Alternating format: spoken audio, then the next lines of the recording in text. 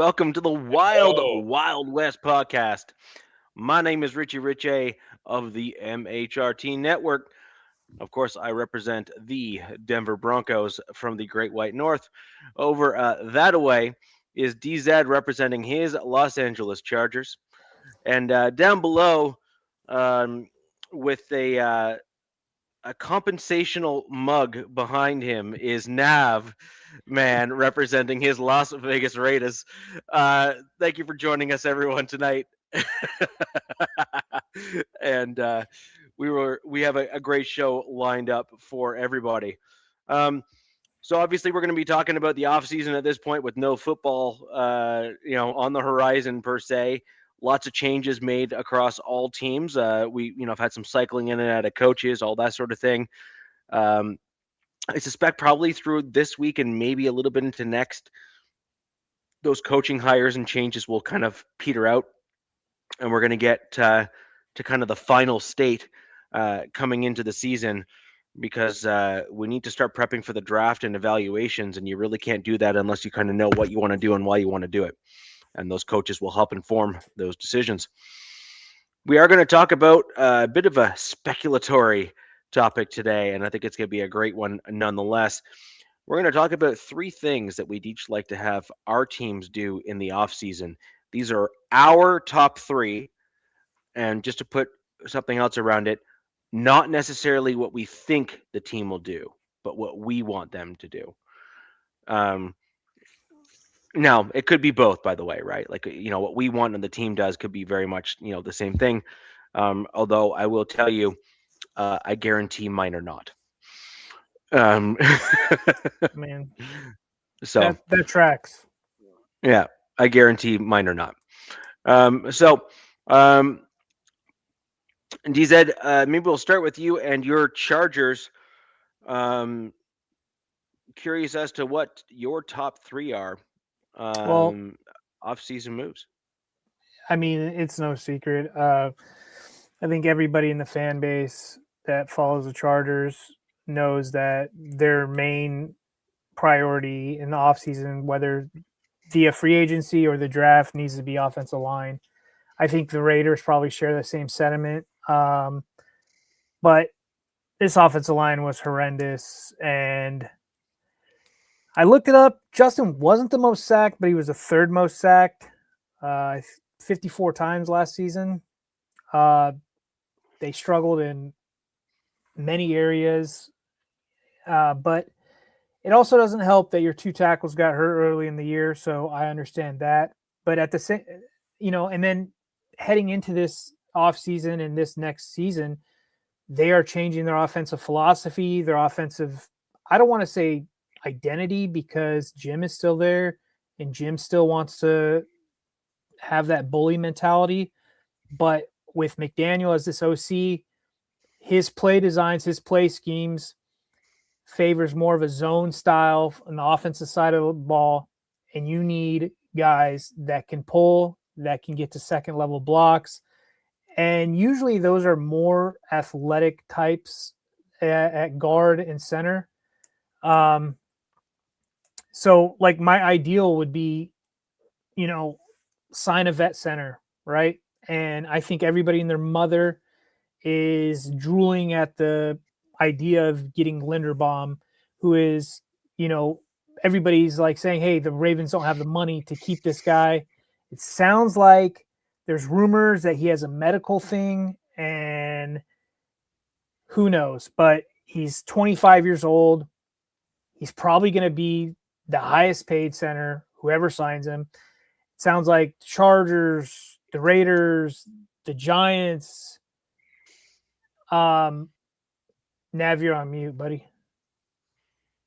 I don't know if he's talking to me or who, but and I even heard the Titans also. No, DZ, what I was saying is Linderbaum and another guy. Yeah, I'm going to mention the other guy. Are you talking about McGovern? Rasheed Walker. Oh, okay. Actually, yeah. As far as offensive linemen in the free agency, probably the ones that's going to get paid the most. Yeah, you're probably right. And then something I just saw before the show kicked off is the whole Brown's starting offensive line is going to be free agent this offseason, which is What if they are? Of course yeah. they are.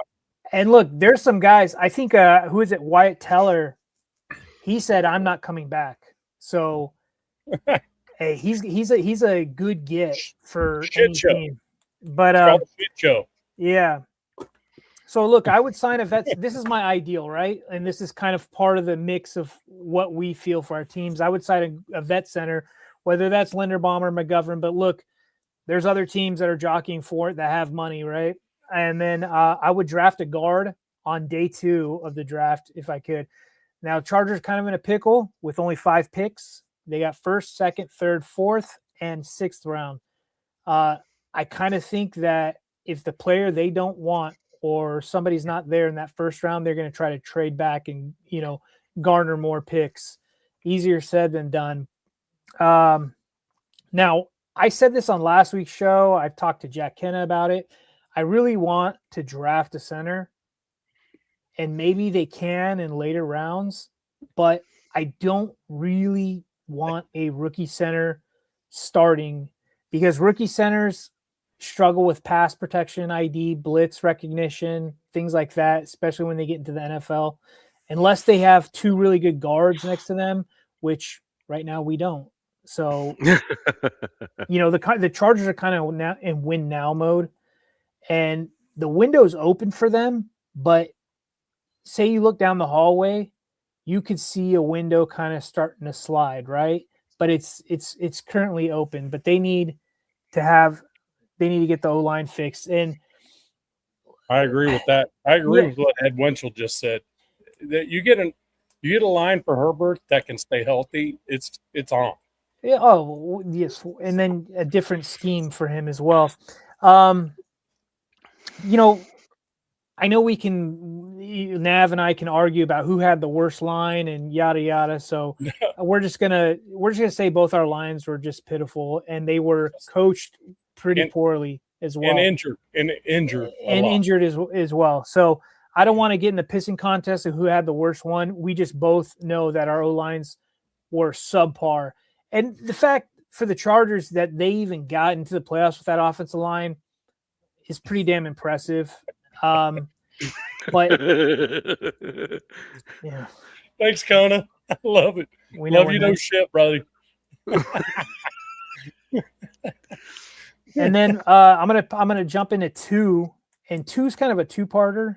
I didn't know what to really put down, but for 2, I had to pause on it because of I'm not really familiar with what the Chargers are going to be offensively next season.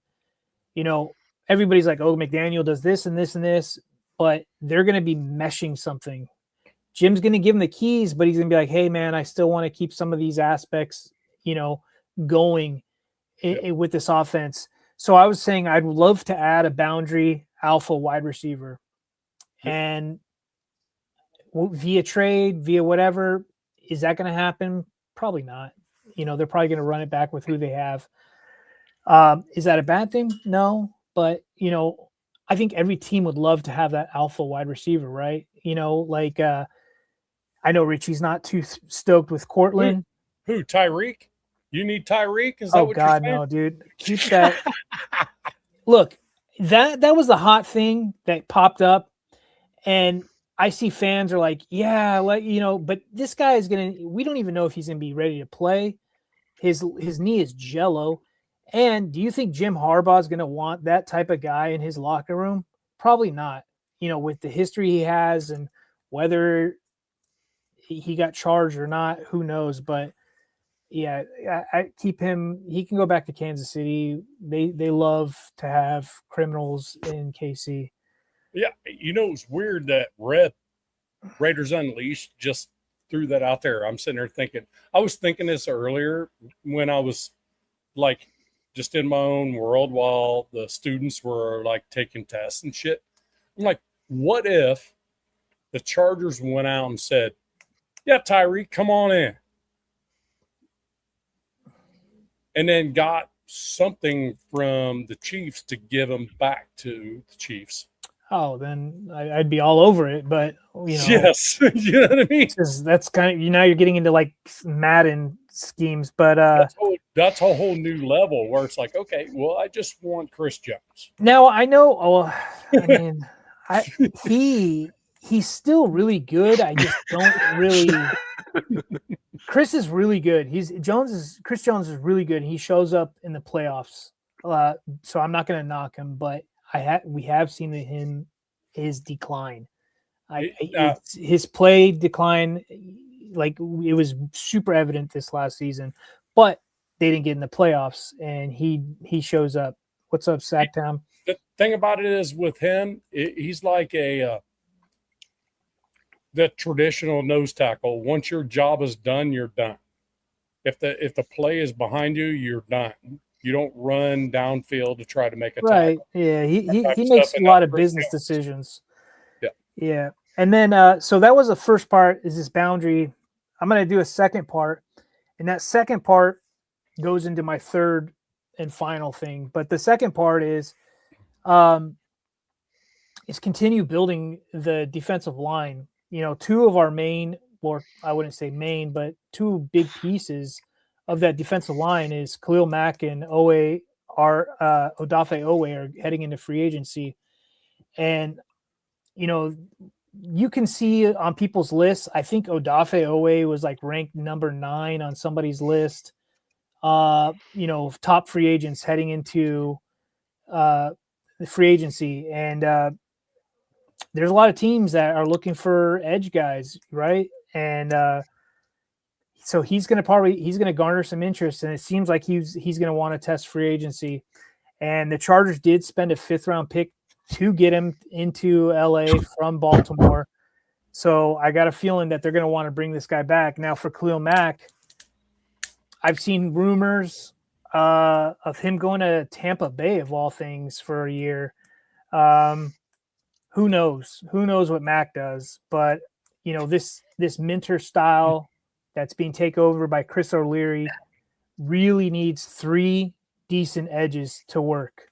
That's how it's worked these last 2 seasons, is 3 decent edges. And the first season they had Bud Dupree, who wasn't that bad the first year. Last season he was pitiful and needs to be cut, and that would save money.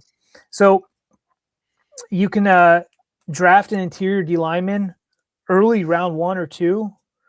I like our D line coach. Get him some real blue chip type of player on that D line. We've seen teams like the Eagles and who else? The Eagles just popped in my head, but they're like, well, I mean, kind of what the Broncos did with their secondary. But you see teams that have a strength, and they just okay, we're just going to add to that strength. And the Chargers D line, I wouldn't say was a strength, but was really good last year. It was underrated, and if you can get a blue chip D tackle on that'd be awesome.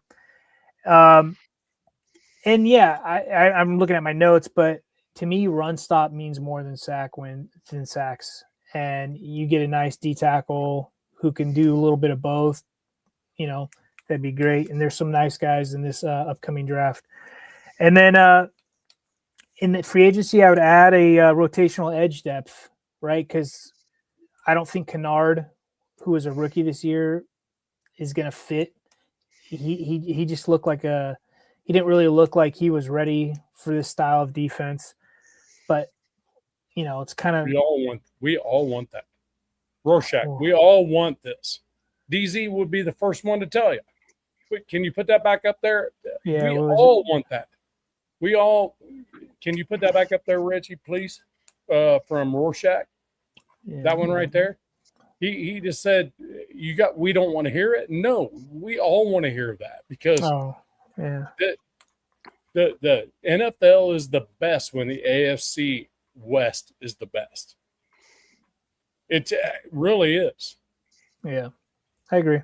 When it's a fight to get in the playoff game, one playoff game is a fight in the AFC West. That's what we want. We want that kind of playing. I think the Patriots would disagree with you, because kind of how they have that dynasties, like their whole division was absolute dog shit for. Yeah. We passed 10 minutes. Okay, good. So, but and then I'll go in my third one real quick. That kind of piggybacks off of my second is re-sign the free agents on defense that helped this defense these last 2 years become what it was. There's 10 free agents on this defense, starter and rotational depth piece guys. Not all of them you need to bring back, but you can't let them all go, right? You need to keep these guys who brought that identity, and it's a mix of some vets and it's a mix of some young guys. For sure. You got Khalil Mack, you got Owe, Denzel Perryman, St. Just, Deshaun Hand. I kind of think they let him walk, and whoever gets him is going to get a solid D lineman. Delshon Phillips, special teams ace. Tony Jefferson, who's become a fan favorite for the Chargers. That's the guy that retired and then became the scout for the Ravens, and then said, you know what, I feel like I could play better than these guys that he was scouting. He was watching film and he's like, my body feels good. I can play better than these guys. He decided to come back and has looked amazing these last couple of seasons. And I'd love to sign. He's 34, but I'd give him another year, man. Give him some money. The guy, he sets the tone, and he's been showing up. He showed up clutch in a lot of games this year. Tito Bonia, I think he leaves. He's a nose tackle from UCLA. Kendall Williamson, safety, and Dean Leonard, another secondary guy. But, I don't think they're going to get all these guys back, but I think a big priority for me and for the Chargers is to bring some of these guys back that help this defense, not let them walk to go to other teams. But that's pretty much my three for the Chargers. Offensive line, continue building that D-line out. Was it the last two Super Bowl winners had monsters on that D-line, right? Who was it? Barmore who was that guy on Seattle? Wrecking Shop. Anybody in the chat? No, that was the New England guys. Tight end, dude. I was wrecking. Anyway, the Seattle have some underrated studs on that D line. So Leonard why Williams? not? Why not build up the trenches, right? And then kind of something that's not really has to do with these three things, but Daniel Jeremiah, who I kind of respect, he works for NFL Network, and he also works with the Chargers during game days. He has picked the right position, the Chargers draft first round, the last 2 years correctly.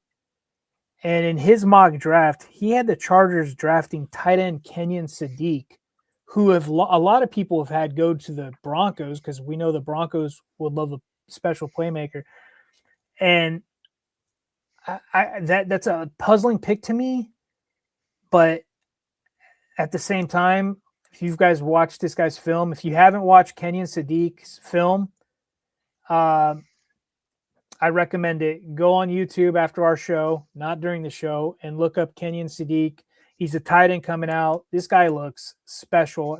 I'm seeing shades of Brock Bowers. I'm seeing shades of like a lot of guys, and he looks like he was built in a lab. And he might be, if he's sitting there at 22, if they decide to stay at 22, they might just go best player available kind of thing. But my choice at 22 would probably be the guard out of Penn State, and I'm not going to pretend like I could pronounce his name. If you guys have seen that guy as well, the guard Olivia, like I said, the guard out of Penn State, I got a feeling after the combine. I think the combine's in a week. This guy that I want, next Thursday. The guy that I want, he's probably going to be a top 15 pick. I mean, this guy does not look like your regular offensive lineman. He looks like he looks like a Hulk. He looks, oh my God, he looks, yeah. So a monster. Whoever gets him. We were speaking Vikings in the studio. Yeah, but this is like your, he Polynesian. This is more Sasquatchian, Yeah, that kind of, yeah. yeah, Jerron Reed, Byron Murphy, Leonard Williams. I was mostly talking about Jerron Reed. Thank you, Richie. Yeah.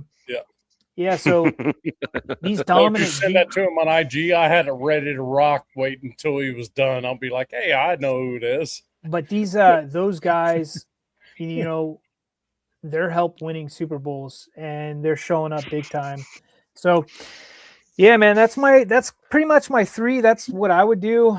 I'm still kind of foggy about the offense, and I'm gonna have to trust their vision and which way they go for weapon wise. You know what I mean? Yep. Yep. So I'll go Johnny, with the Broncos. Yeah, I'm hey, gonna Richie, go with the Broncos. Yeah, Richie, if I may. So LA Crash Dog is a retired Marine, and he does a lot of work for what's SaveAWarrior.org. It's a veterans organization, SaveAWarrior.org. If you guys could shout that out and push it across everywhere, and then Just say have them put it down in the comments, and then we'll just highlight it.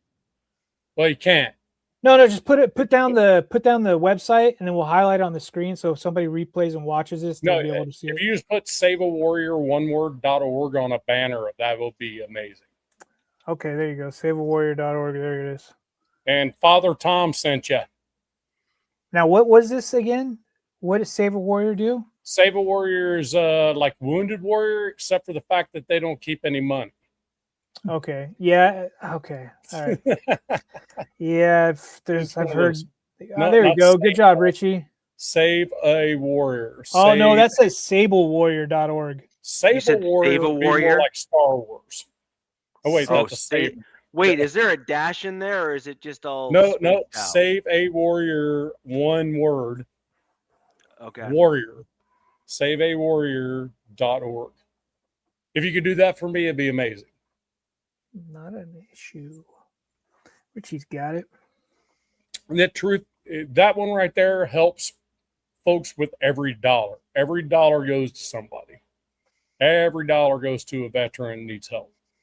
Every single penny. Isn't the organization, Steve Scalise runs, pretty good?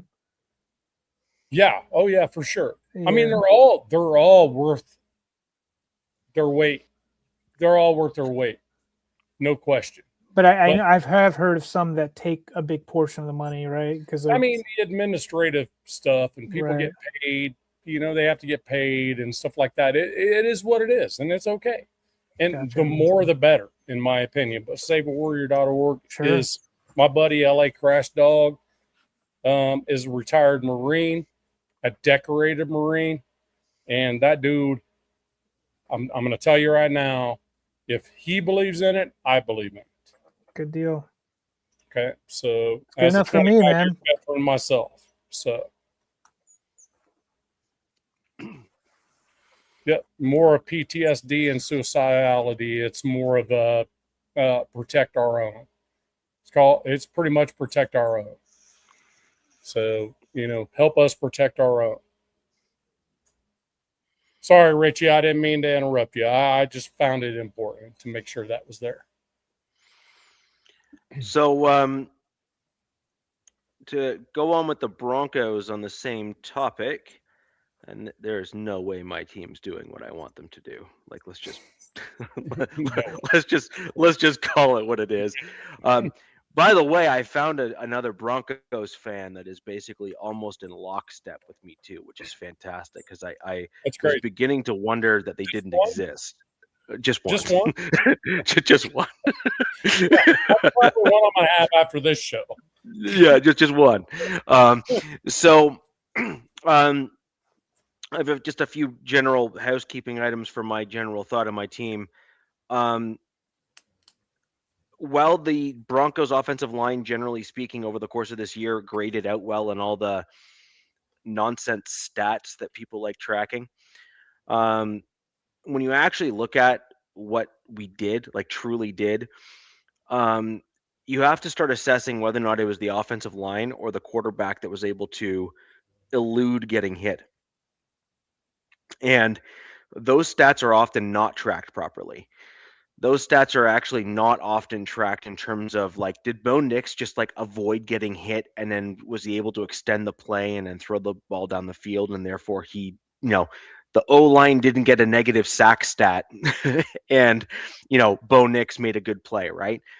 I think there was quite a bit of that actually this year for the Broncos. And you kind of saw the Broncos crumble a little bit when Jarrett Stidham was there, who doesn't have the same elusiveness as Bo Nix. And then you saw what ended up happening where the O-line just wasn't able to keep the guys out the backfield once you ended up with a better defensive line. We also saw a little bit of that with Bo Nix as well, where he's having to constantly like outthink the pressure that's coming towards him in order to then make the play down the field. And some of that is also because we didn't have a true X or incredible wide receiver to get himself open quick enough. And that all factors into things. So that's probably why, Richie, that's probably why a lot of early mocks have had the guy Kenyon Sadiq drafted to you guys, mocked to you guys, because what you just said about Bo, there's a couple facets to that. It's either him or he doesn't have an easy out. You know what I mean? Yeah. And a tight end wasn't really big. It wasn't that huge of a plan with your team this past season. I think that would be something that would boost that offense. That should have been a little bit more of a priority. They tried. And Davis Webb is being brought in, and the current general consensus is that he and Peyton will be coming up with a game plan, and then you're going to end up with Davis Webb being the one that's primarily calling the plays. Yep. And I think that's not necessarily going to be a bad thing because you're going to have Sean Payton there as a backstop. Like, he's not going to allow the game to go to hell in a handbag, for example. Sean Payton just won't allow it. He doesn't have his ego will not allow it. So let's just call it for what it is. You're right. I'm sorry. He just won't. The answer is no. But at the same time, I do think that Sean Payton is recognizing that there needs to be an infusion of maybe a different style. And then Sean Payton needs to be working within that new style and calling plays if he needs to kind of break glass in case of fire. So with that in mind, one of the Broncos' biggest needs, in my opinion, is going to be kind of a real angry offensive center. And that needs to be part of our offseason moves this particular offseason. We need like a JPJ kind of aggressive style guy at the center position. You need you need a dude. Don't you dare. Yeah. But you know what I mean, right? He's got that it factor to him in terms of I'm going to push you backwards. Yeah, I'm going to push you through a wall and, go in that direction. DZ, you mentioned a couple offensive centers in this year's draft that you're pretty high on. I've been digging into them a little bit more, and I have a couple guys I'm going to keep closer to the chest. I do not want Linderbaum. I do not want Connor McGovern back. They are not suitable. They are not at the level that I need them to be. They just don't fit the mold that I'm talking about. I want one of the more aggressive dudes from the draft on my team. There's a couple big dudes in there. There's a dude that's like 6'4", 320 that I really like the look of in some of those games. I've been just kind of going through those films, but first things first, we need to get Whataburger out of the center position. We need to get Powers out of the way. And then we need to have Wattenberg, actually, I believe, in my opinion, is a fantastic swing backup for the interior of our offensive line. And I actually don't mind Wattenberg. As a player, he's a fantastic, versatile guy that can play center in both guard spots. And that's a very valuable guy to have on your roster. And he's a reasonable starting center in the NFL. He's not amazing, but he's not absolutely dead last awful either. He's kind of somewhere in the middle. And the point is that when you're starting to try to make a Super Bowl run and you would like to get yourself in that position and whatnot, you're going to be going against much better talent on a regular basis.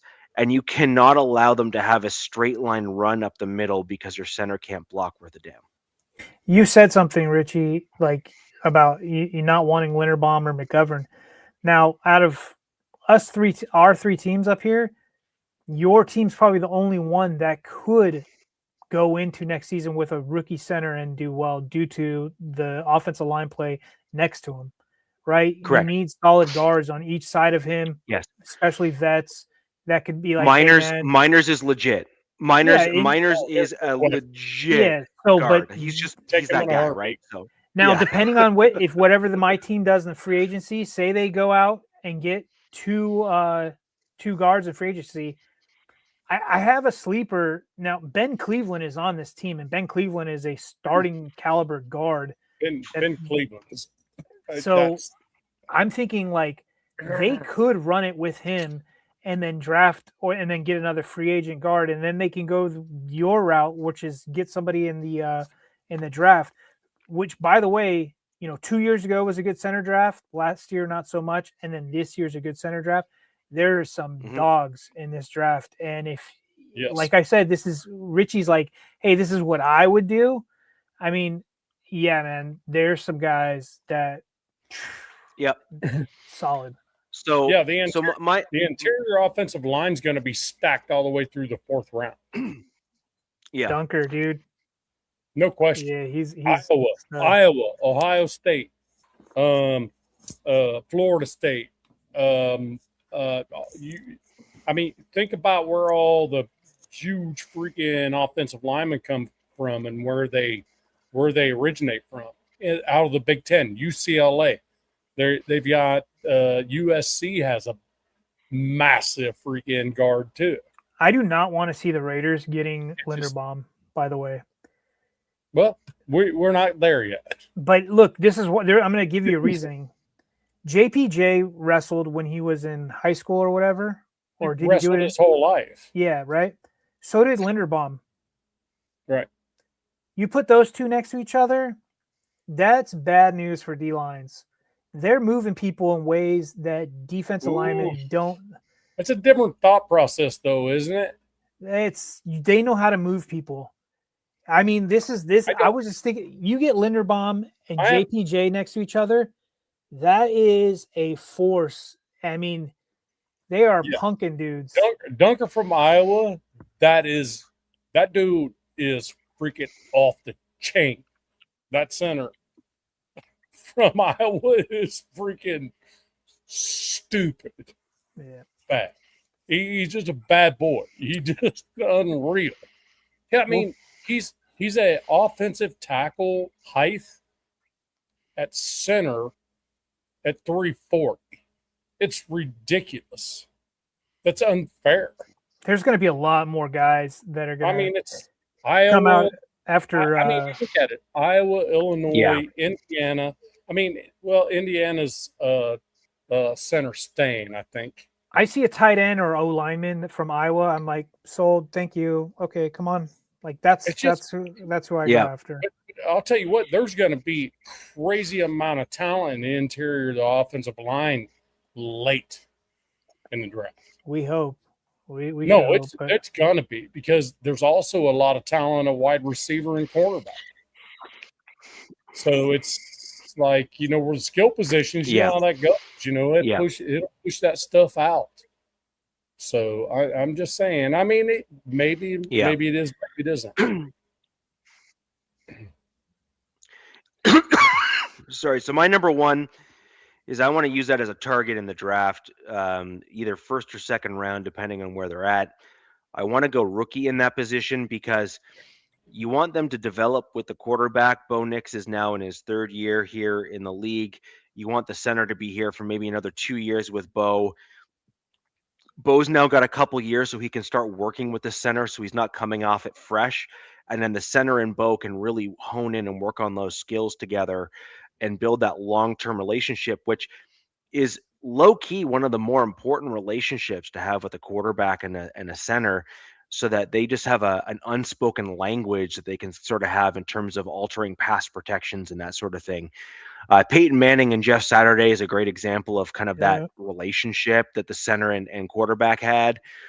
O'Hara and his brother was another example of a tight relationship between O lineman and quarterback as well.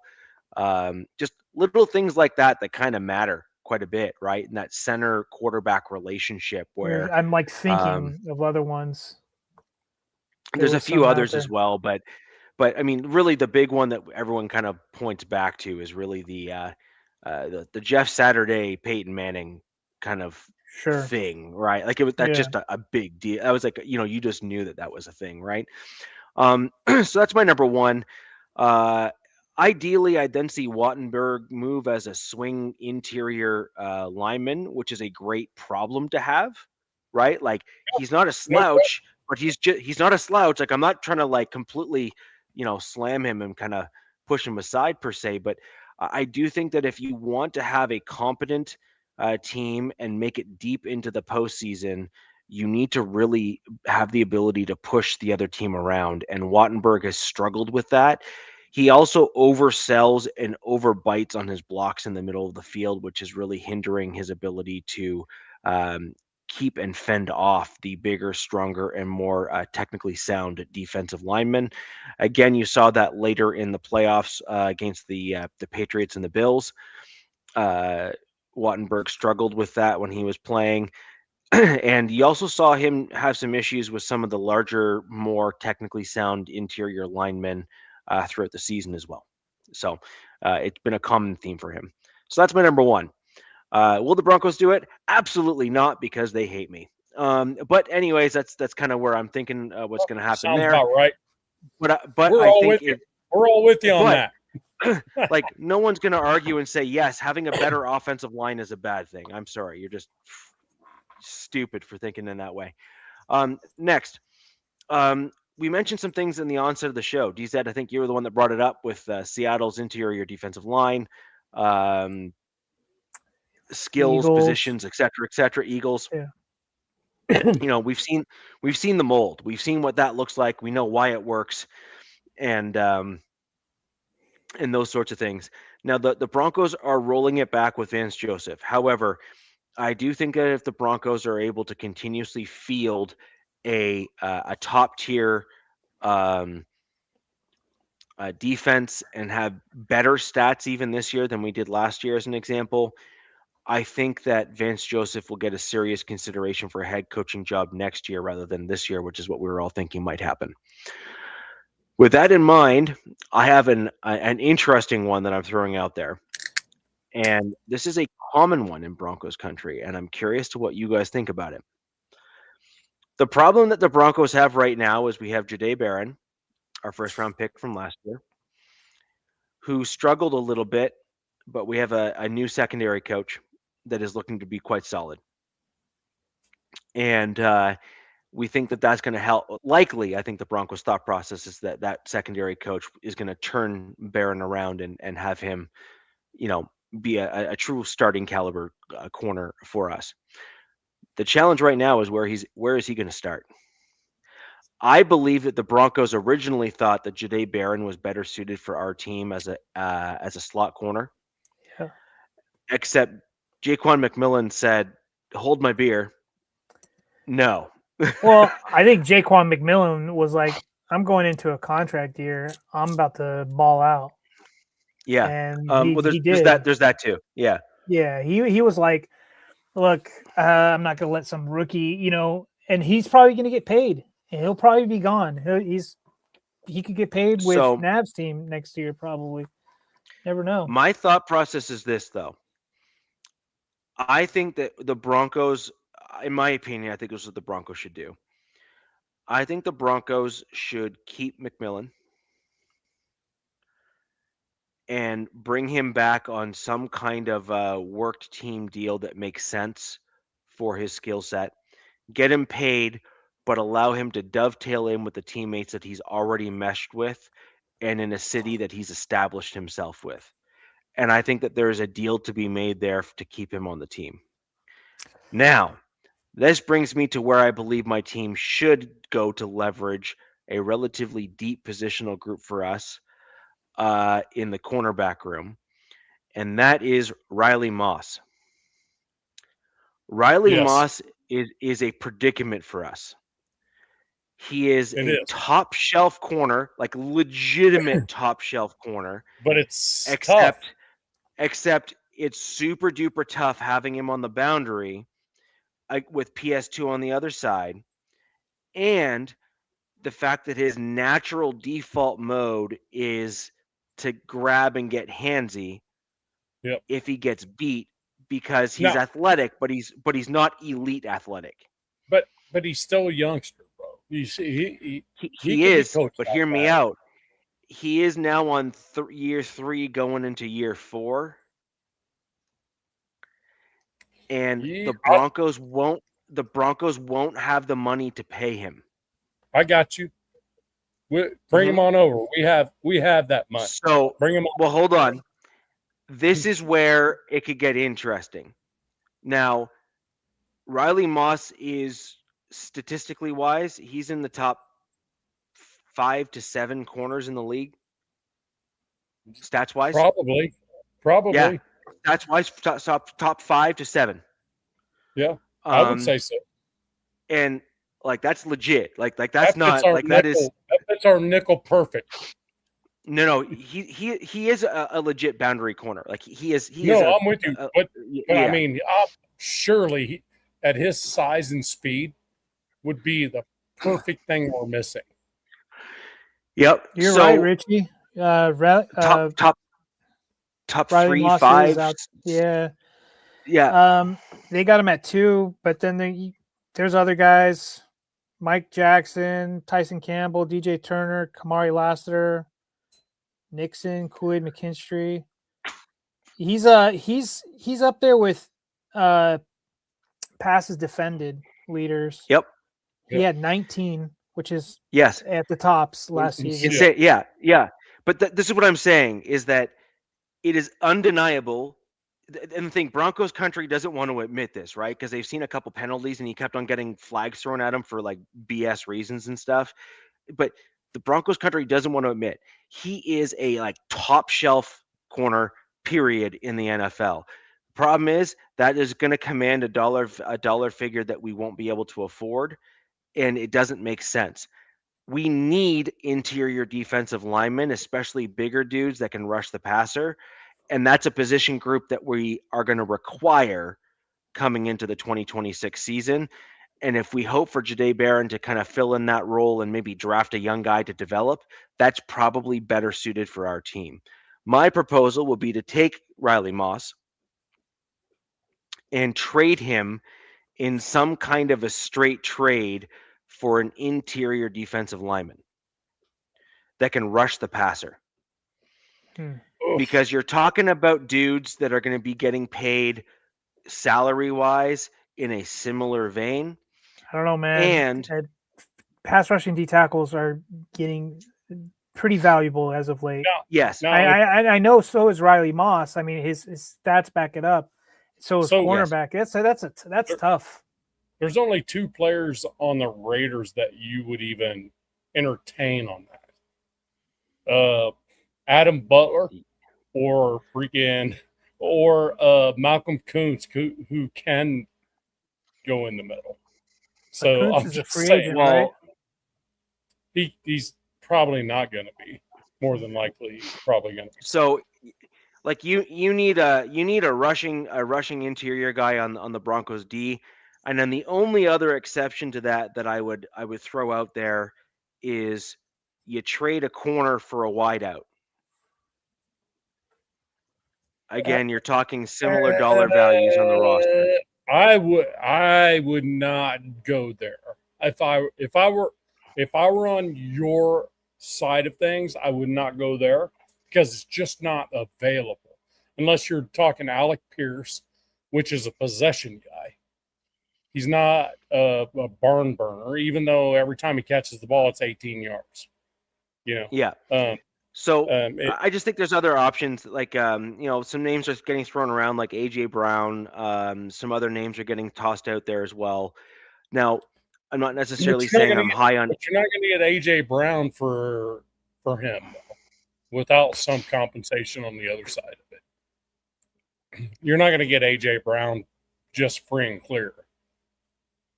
For a top shelf corner, especially a guy that's like top 3 to 5. I mean, some of the trades that dudes of his caliber have received is like 2 1s and something else. No. Oh no, it's crazy. Don't get me wrong, but I mean, if I was on your side and wanted to trade off Riley Moss, and what's the best player I could 1-for-1 with him? Probably be a defensive tackle, more than likely, like you said, pushing up the middle. Adam Butler is that dude with the Raiders, but similar dude like that. Chris Jones, somebody in the interior, I think would be your. If you were going to do that, you would have to bolster the defensive line somehow in order to compensate for having that corner gone. Correct. That's all. That's exactly where I'm at. Yeah, that's exactly where I'm at. Right, which is this is what a conversation I had with another Broncos fan just via text actually, which is you can only go about this 2 ways. If you take away a guy of Riley Moss's caliber, which is up there, the only way you can compensate for that is with a pass rushing D tackle or a defensive end. 4-man rush.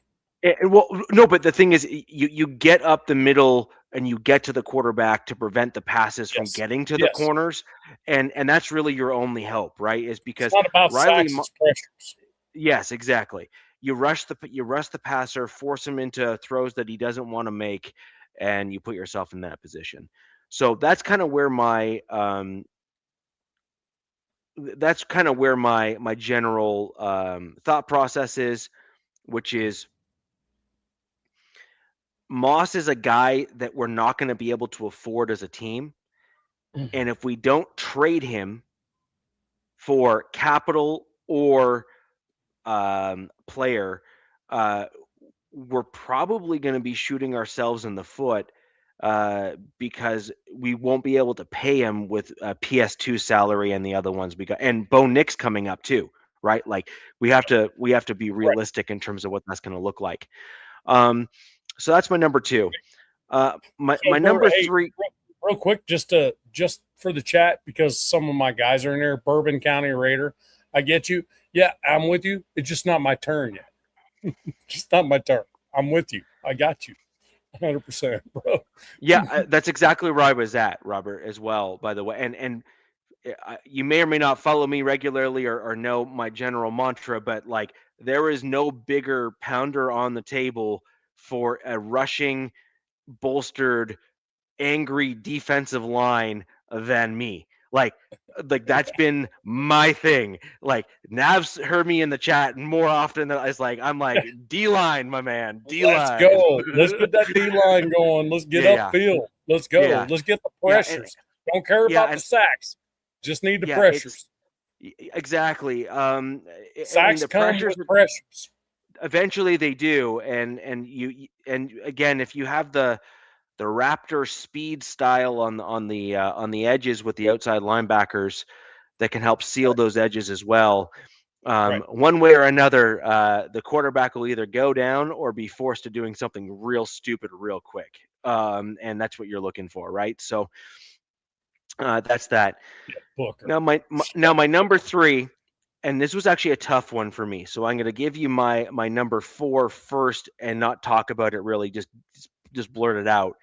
My number 4 is a tight end. Cade Otton from the Bucks was a guy that I really like. But my number 3, my real number 3, and this is where I want the Broncos to go pretty hard and heavy in, is we need a big boy running game. We had a major problem with our running back room this year. JK was phenomenal. He really was. He was awesome. But the dude can't stay on field and stay healthy for an entire season. So you can't rely on him being your 1A. RJ Harvey, while we drafted him and he's a decent pick for us, is also not a guy that I'm overly confident with as being a lead back on my team, which then leads me to basically saying, I want my team to go super heavy and hard towards Kenneth Walker of the Seahawks. I like his running style. He's a well-rounded running back. His style fits Sean Payton and likely Davis Webb's offensive style.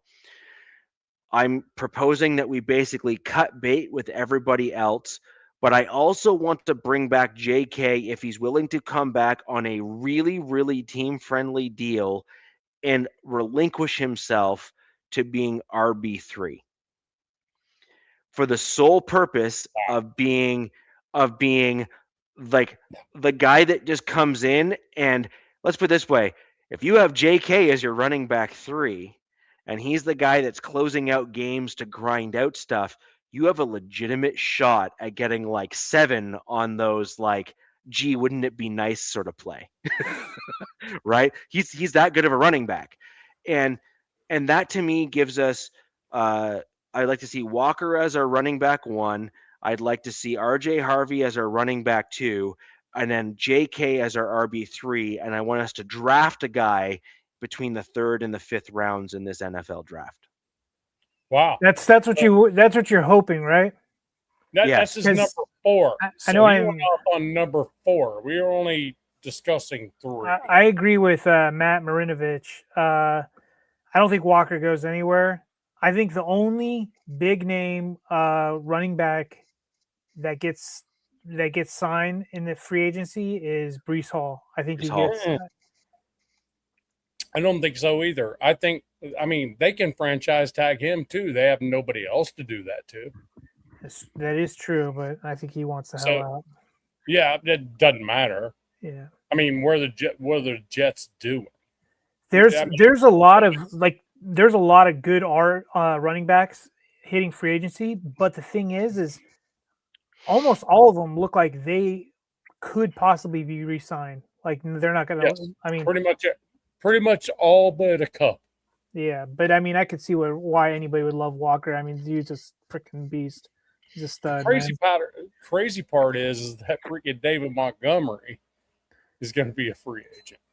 I didn't even think about him. I mean, come on, bro. I did not see David Montgomery. But the only reason why I like Walker is that he's got the pass catching and running capability. He's also got he's the well-rounded guy, right? And Sean Payton and Davis Webb kind of come from a similar offensive philosophy where that's an important piece. And sorry, I'm just calling the running back as being a big priority for me here. There is a running back that I did some initial digging into. I'm just trying to get his name. Katron Allen from Penn State. Yeah. I was digging into his tape yesterday or day before. That is the style of running back I like. Did you see the one where he wiped out his own tight end, then wiped out the linebacker, then wiped out the middle linebacker right after that? Yes. And set them down. Yes. And then took it to the house. Yes. So a lot of people didn't know who a running back by the name of CJ Anderson was coming out of the draft either. That dude. And yeah, that guy. I hated that guy. I hated him. He was that damn good though. Like he was that damn good. Yeah. So he wore us out. Watch his shoulders and his pad level as he runs. I'm talking CJ Anderson right now, and when he ran, his legs moved, but his shoulders kind of stayed level. That's So Barry Sanders. yeah, exactly. And what that allows you to do is it allows you as a running back when your legs or feet or knees or whatever kind of get tripped up or what have you, you can keep yourself balanced, right? So you're always in this like really consistent center of gravity, which makes you very difficult to bring down. K-Tron has that same level pad level as he's running. If you actually watch him, he's got this like real steadiness to him as he runs. And that is one of the traits that I look for in a running back because I've seen that running style carry through to the NFL and have real solid success. And so he's a guy that I'm quite high on. It's indicative of like Barry Sanders, because Barry Sanders said this. He goes, when I was about to fall down on my own, I would look for a dude to hit on the side that I was getting ready to fall, and that would bring me back up, and all I had to do was bring my legs up and just start moving. Right. He would actually use the defenders as a way to stay on his feet. You know, so he doesn't actually hit the ground, so he can keep on going after the fact. Yeah, exactly. Yeah, he's like, I'm falling to the left, and I'm probably going to go down. Oh, look, there's a linebacker over there. Let me bounce off him and get myself straight again. Yeah, you know, that's an art form for a running back. Marcus Allen's one of them. Terrell Davis was another one that did the same kind of crap. Yeah, you know, I mean, look at Amari and Hampton does that shit. He really does. He pushes upfield and he starts to go down and he aims at somebody. He does. I'm still like, I didn't watch much of college. I didn't watch him in college, but I watched his highlights, and I watched him last season. DZ, your team was cursed this year. They should have been way better. In general. They're cursed in general. You're just being nice. Been way better. Oh, I agree. The AFC was weird this year. I mean, I as a Chargers fan, even Broncos fan, Texans fan, Bills fans should all be pissed because it was like a golden opportunity this season. You know, the Ravens weren't in it. The Chiefs weren't in it. Broncos should be pissed for sure. Because the Bengals. I'm tired of putting the Bengals in this conversation. Bengals, fuck the Bengals. Look, I'm sorry. Dang it. This is my first F-bomb. That was my first one. But this was a special season. They can go do whatever. Burrow needs to figure out how to not get his freaking this hangnail. You know what I mean? Yeah. Every single game. So you can burrow this, burrow that. I don't care. Burrow it in the ground. Because when you put that dude in the same conversation as these dudes battling 16 games, Josh Allen, freaking Lamar, I mean, Sam Darnold, all these dudes getting their asses handed to them all year long, but they don't sit ever. Well, you said Lamar. You shouldn't have put him in there. Still, that this was an outlier for him, in my opinion. But I mean, I think the Ravens are going to go south after this. I mean, really, John Harbaugh, come on. I mean, it was interesting that they pivoted from Harbaugh to gone in the same season is crazy to me. Yeah, it's kind of weird. It's like they're running it back with it's a weird situation in Ravens. I do like the staff they're building, but it is like I don't see the huge difference between John Harbaugh and Jesse Minter. I don't know. I do. And this is what is Minter, is going to almost immediately correct the defensive ship. Yep. Because he refuses to let that fail. And the Ravens have sucked on defense. Well, hold on. No, but hold on here. Sucks. No, but hold on here. For them because that's what they've known. Wait. What nobody is thinking through here is the Ravens want to get back to what they were known for, which was Right. we are going to wipe the floor on the defensive side of the ball, and we're going to put Yes. you in your That's place. my point. But but that's not the only thing why they brought Minter in for. Lamar Jackson has largely well underperformed where he should be as an NFL quarterback, given the accolades and the vaunted, Right. I mean, all he's the won how many nonsense that's kind of MVPs? getting thrown his way. 3, Right, sure. 2, You can have whiz bang and flash, whatever it is, but by 2. and large, he has crumbled when it matters most, and he's starting to get hurt. So ultimately, I think what the Ravens front office is doing with Minter is they're saying, we know the defense is going to be completely fine. Right. Minter will correct that ship. Right. Now, Lamar has no excuses. He Right. he and Harbaugh got kind of in a bit of a headbutting Yeah. match. So guess what? You got a brand new head coach who's going to get that defense humming. You're going to have an offensive play caller that's going to put you in the right spot. Now put up or shut up. Right. And I think that's exactly what the position they're putting Lamar in. Richie, Probably. I completely agree with you on that. Here's the thing. The difference between Lamar and Josh Allen is this. Josh Allen, till this year, Josh Allen has not been the reason that they've lost playoff games. Correct. He has killed it. This year, Right. this was his worst performance in the playoffs. There's no question. Yes.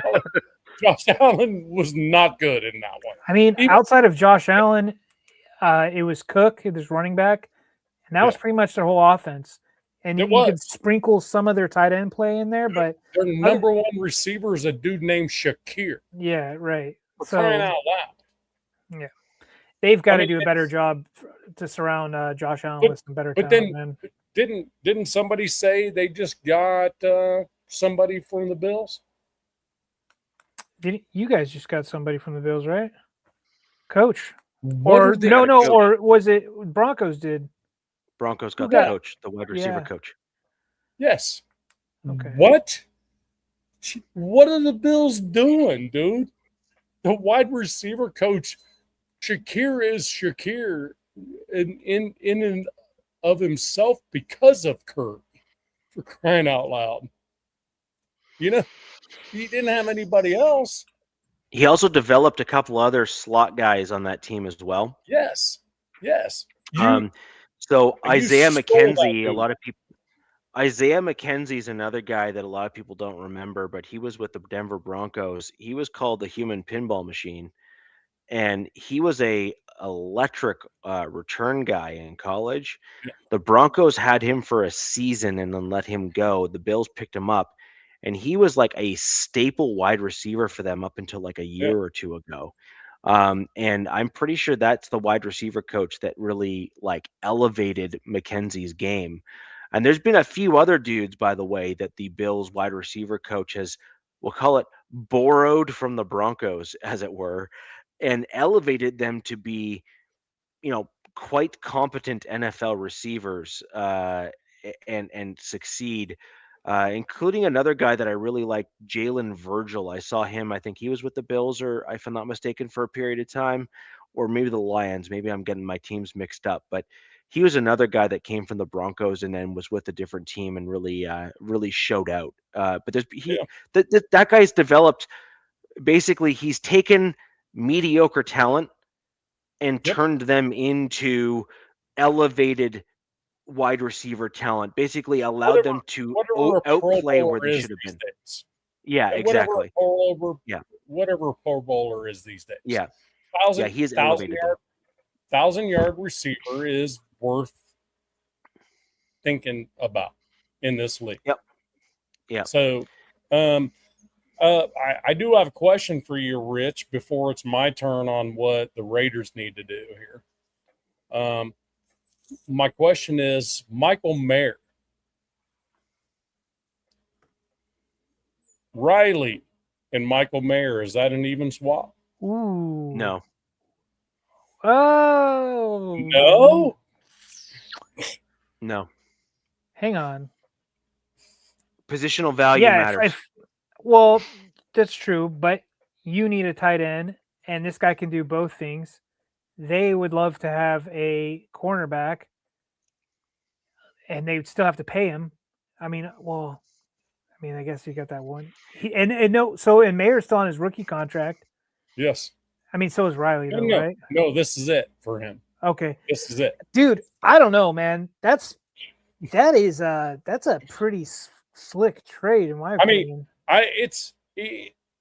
I'm just throwing it out there. I'm not saying that it's a thing. Right. I'm just saying you need and we need, and just saying. I mean, we have Brock Bowers. I mean, he can do everything as a tight end. We're not really worried about it. So, Nav, let me put it this way. If you had Mayer under contract for this year, do you think you're getting 2 1s for him? No. Do you think that any... No, but for a... Well, why would... I guess I'll put it this way. No, he's under contract. Do not get me wrong. Right. He's under contract. Yeah. But but this is my... Okay, so he's under contract and Riley Moss is under contract. Riley Moss is between a top 3 and top 5 cornerback statistically and based on like actual play on field when you actually look at what's happened. In the last 2 seasons, he is... So it's not like a flash in the pan. Over the last 2 seasons, he has consistently done the same thing. So he is on... Riley Moss is an ascending corner who has proven it 2 years straight. There is no reason to think he's not going to do the same thing next year. Now, so you're talking a positional value that is typically quite high in the NFL with a lockdown or at least a completely competent corner. And he's getting targeted a truckload and done the same and done that. But the thing is, it's a need for a need. You were the one that mentioned that Riley Moss could be dealt. Correct. But my point is that you're just looking narrowly at the Raiders. My point is looking at 31 other teams. No, I'm not narrowly looking at anything. Okay. Well, my point is my point is that a corner. No, I would never make that trade, and for the simple fact of me either. Positional value, the corner is going to be ranked higher positionally from a value perspective, substantially than a tight end. It's just a fact. Unless you have a Rob Gronkowski. Like if you have Rob Gronkowski or Brock Bowers, that's a different can of worms. Until the Broncos have a high-end tight end, they're not going to win a Super Bowl. Until the Broncos? Ask Shannon Sharp. Well, that's why everybody was mocking Kenyon Sadiq to them. Like, I don't think you guys have watched this film, because then if you did, you'd be like, that's who I want on my team. And it seems like I know what Richie said today was like, oh, this is what I would do. But if you look at the Broncos right now, and from an outsider looking in, they could just go in free agency and get a tight end. But if you have the option of getting a guy who's looked at, people are saying could be better than Nav's tight end, Brock Bowers and Kenyon Sadiq, like, why would they? And that's something that their offense seemed to be lacking, was an easy kind of go. And this guy supposedly can do it both, right? But I don't know. On the Raiders, Riley Moss would be the number 1 corner. Yeah. No question. Yeah, most teams would be. Stokes would be the number 2. Right. Yeah. So Jay, here, let me put it to you this way. Riley Moss, in terms of total number of targets, is in the upper tier, if not in that like top 3 targeted corners, if I'm not mistaken, if I remember the stats right. Well, they target him because of who's on the other side. Yeah. Right. But this is what my point is, though. So let's couple 2 things together with Riley Moss. Number 1, he is highly, highly targeted as a cornerback because of Pat Surtain on the other side of the ball, right? You don't want to play with fire against Pat. Yeah, Raiders reports in the house. Jay Weaver's in the house. Raiders reports in the house. Really? Now I'm being judged. There's no question I'm being judged. But here's the other part of that. The other half of that, Jay, is Riley Moss is targeted almost the most out of any other dude in the cornerback spot on the other side of Pat Surtain. And yet he is still on one side. That's obvious. Correct. but this is what everyone isn't really factoring in when they make a comment like, "Is he really a number one on another team or whatever?" Oh The no, dude is still in the not me. top 3 or 5, between top 3 to top 5 in the entire NFL after being targeted within the top 3 of the NFL. Like, that But is a why? massive stat. But why is that? No, Why but is that? no, but Why is that? that is Why is irrelevant. that? Wait, I'm just asking. Why is it that your cornerback one is not targeted? That's because he's shut down corner. I get it. Hold on. Second question. He's being targeted because he's the number 2 cornerback. I'm pretty sure Riley would like to be a number 1 somewhere else. Right. Yeah. Just say. Yeah. No, but that's what my point is. But my point is, dude is targeted in the top 3. Dude is playing within the top 5 or 3. And therefore, if he is ranking that high after being targeted that much, he is absolutely a number 1 cornerback on literally almost every other team. Like, I'm Right. sorry. It's just like, it is. And that means you said correctly what you need on your defense. Had me You forgetting need it for a second. I pressure. thought Riley was a free agent, but he's not. No, he's not. Pure trade. Richie, you saying what you just said just means that you definitely need what you said. The defensive I line agree. that can get upfield to get agree. off these, because that's a lot of targets. That's a Mhm. hell of a lot of targets on your corners. You know, you need defensive line all day long. That's what you need. Like interior defense. Sorry, real quick on this. That's not true. We've seen him cover the number 1 wideout on the opponent's team more than I've once. seen it too. More than once, actually. And he's in fact, here's the thing, he's handsy though. He's very handsy. Yeah, he's you know, there's laws against being that handsy. But there's yes, laws. Yeah. Not in the United States though. In Canada, maybe. But okay. But but no, I mean, I'm sorry. I've seen him cover number 1 wideouts on a regular basis, and he's handled them just fine. Like, that's what I'm trying to say, is that the dude is a legit number one cornerback at the NFL level. It just is, and that's fine. But the thing is, the Broncos won't be able to bring him back because of his stats and the fact that he's done it 2 years in a row. There's no reason to think he's not going to do it a third. He's proven himself at this point. The Broncos can't afford. The Broncos cannot afford 2 $20 million corners. They just can't. No, So I agree. But the thing about so it is, what it is. Here's what I'm saying is, Michael Mayer does several things for the Raiders. Brock Bowers is on the other side. Otherwise, Mayers would be our premier tight end, which is similar to the back end of your defense with those two guys. So Mayer would be the dude's hands. He catches everything when the opportunity arises, right? But he also blasts dudes in the run. Yep. Now Brock also does that. So we could, if we get a top shelf corner like Riley Moss, I think we could live without Mike Mayer if needed. I mean, but it'd be a 1-for-1. It would not be, we're not giving you anything for him. You can talk corners are worth more than tight ends all you want, but you have a need, we have a need. That's the only point I was trying to make. And that's fair. I just wouldn't make that trade because I think there'd be another team that would be willing to either trade for someone else that we would need a little bit more than that. But why would you? But why would you? And I would never trade to a divisional opponent a player of that caliber. It's just right. But why would that's just suicide. Yeah, that's suicide. To me, there's no tight end that it would be available in the league that's even thought of in that conversation. Sure, I think that's probably fair. So that's probably fair. If I may, Mitch, are you still in the building? shoot it on the chat right quick. I just want to tell you something right quick.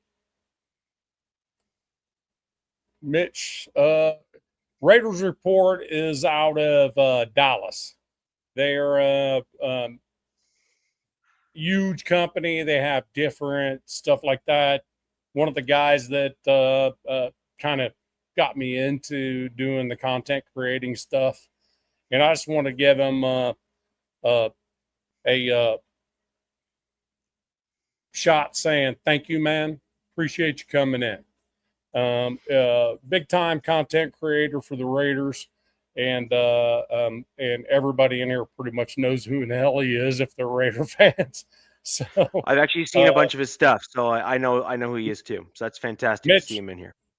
Mitch, love you, no shit. Thanks for dropping in here, man. I hadn't had my turn yet, and probably it's your turn now. Well, I'm probably going to disappoint him because I know he has a different thought process than me on this. So here's the thing for the Raiders.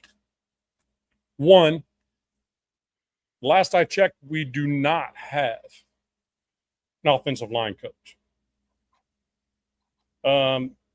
We still do not have that. So, hot take, it's going to be John Benton.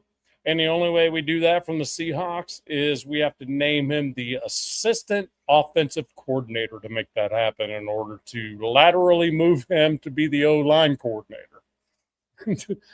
Because in this day and age in the NFL, you can't laterally move without a team saying, nope. It's just a matter of how hardcore Kubiak's going to be about that. Do we have to have an O-line coach? Absolutely. But until that, all this is speculation. Everything else I'm going to say from this point is pure speculation. So let's just say we do not have an O-line coach, which we don't. Okay, so first to the Broncos, where did Davis Webb go and Vance go? Nowhere. Mentor, gone. The Broncos have kept their coaching staff together. So that I will get this paper and I will throw that away right now because I just wanted to tell you guys not many teams that are playoff teams can hold their team together. And that's saying a lot to Sean Payton, who I cannot stand. I cannot stand him from an arrogant standpoint. I can't stand that dude, period, at all. I mean, one Super Bowl, come on. You had Drew Brees, come on. Get the hell out of here. But that dude can hold that team together and the coaching staff together. That's huge. That's huge for you, Rich. I just want you to know that from me, a Raider fan. Yeah. So I thought about it relatively hard about the three things the Raiders would need in free agency. Let's just say in free agency.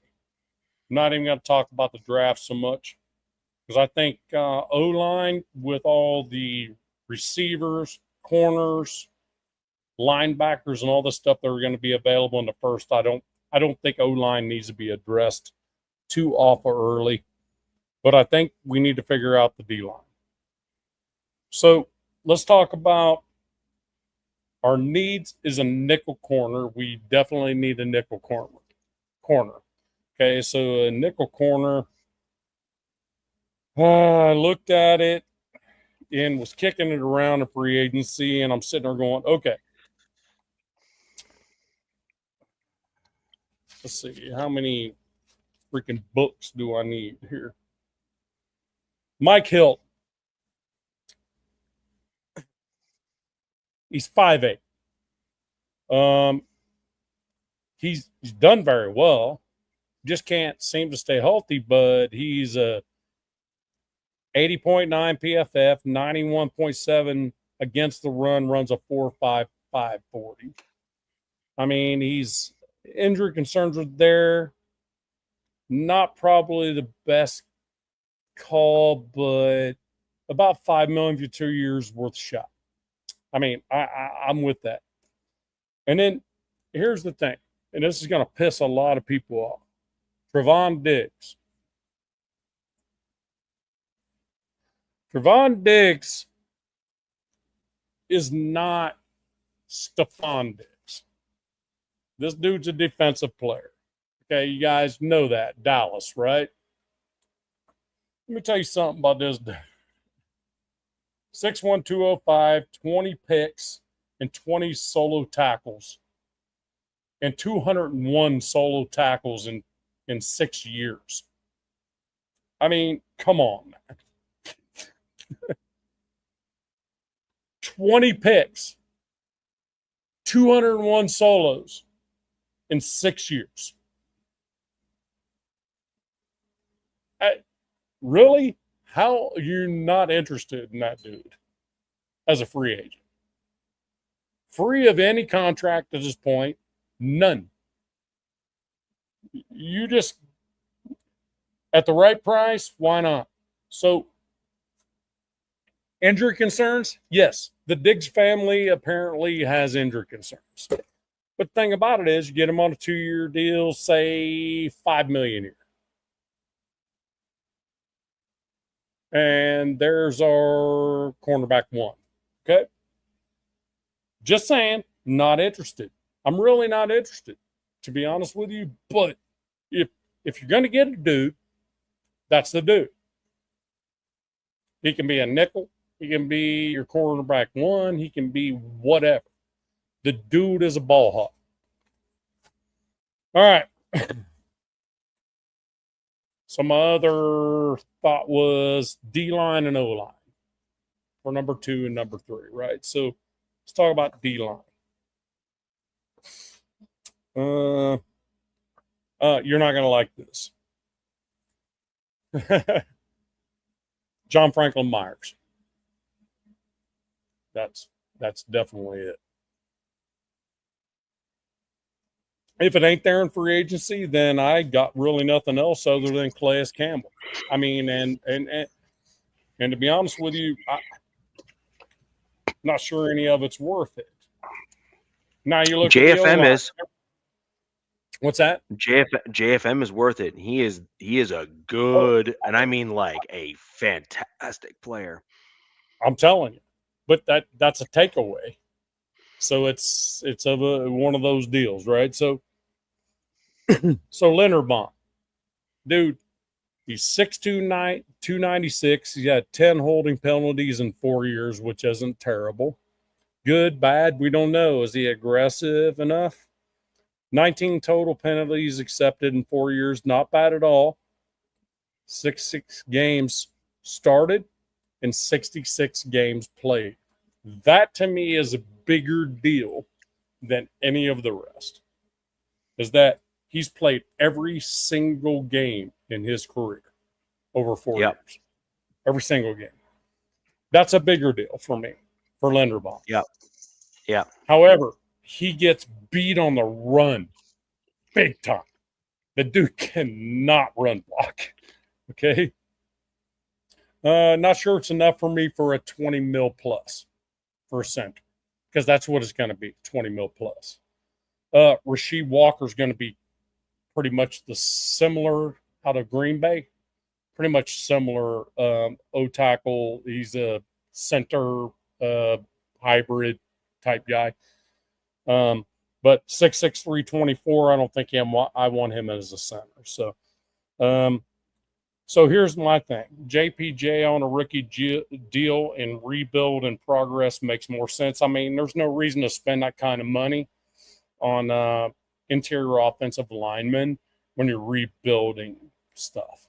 When we also have Rogers, Grant, that we don't know much about, Lockie Tossi, Pegues, all these other guys, we're going to learn a lot more about these dudes, whether they're ready or not ready. I think any Raider fan right now that tells me we need to go to Super Bowl next year, I don't want to hear that shit. Because when you make these kind of moves, these are franchise-changing moves. A 20 mil a year center when you already have a dude that is a Hemingway winner, or Remington winner as a center on a rookie contract, and you're going to spend that kind of money on this dude when you're trying to rebuild a franchise, even though, yes, $98 million in salary cap, which is fixing to be $118 million when the cap goes up, and then also going to be even more than that as we start liquidating these one-year deals that are going to happen come March 11th, right? So it's going to be even more than that. But you don't just spend it frivolous. You know, when you already kind of have that kind of talent in the building, you don't buy it, is what I'm trying to say. All right, so the third one. That was interior O-line, right? Interior D-line. Okay. Yeah, I said Franklin Myers. So, yeah. The thing about it is this. What it really comes down to with us is, okay, everybody's pretty sure. We're pretty sure that Mendoza is going to be our quarterback, right?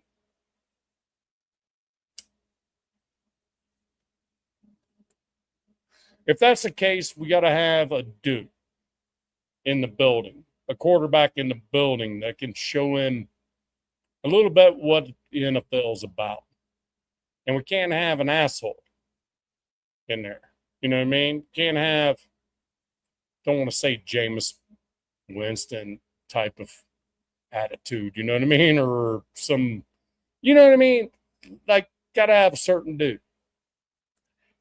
AOC, yes, he doesn't have a lot of experience, but he has the experience of getting drafted to a team and going through coaches like people go through underwear. So I think that's not a terrible mentor for Mendoza, but he's not going to have the kind of firepower to say, here's how you play quarterback. So there's going to have to be a dude. You have to bring a dude in there. Somebody. Flacco. Somebody. Anybody that wants to be interested that is an accomplished quarterback that will help Mendoza a bit. Because I will tell you what, with DZ, he don't have a whole lot of pain on his offensive line, to be honest with you. He lost the two biggest dudes in consecutive weeks with Slater and freaking Alt. That's different. You know what I mean? And I don't think our offensive line is going to be that bad. I think our focus needs in the offseason to stay on the defense for the most part, with the exception of maybe a guard. I would like to see a guard get pulled in there, and that could happen. And by the way we're looking at it, an offensive guard, top tier could go in the third. And we have 3 fourth-round picks with a comp pick in the fourth. We could pick up multiple offensive linemen there. So I think we pay more attention to the defense in free agency than we pay to the offensive line. Bottom line.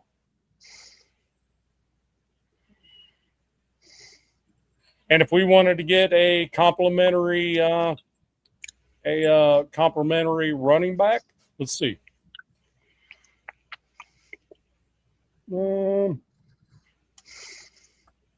And the thing is, if we go out and get wide receiver Alec Pierce, all he is a possession. He's a possession receiver. He's not a touchdown guy. He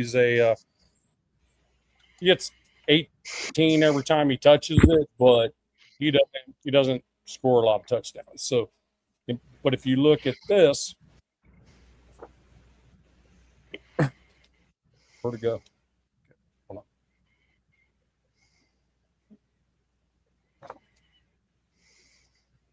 I had running back in here. Oh, I know what I wanted. Okay, Kenneth Walker. I think they'll keep him. Brees Hall, they'll franchise him. Travis Etienne is going to be available. and I think it was a 1,000-yard rusher last year. And I think he would be a compliment to Genty, So, and it wouldn't be big money either.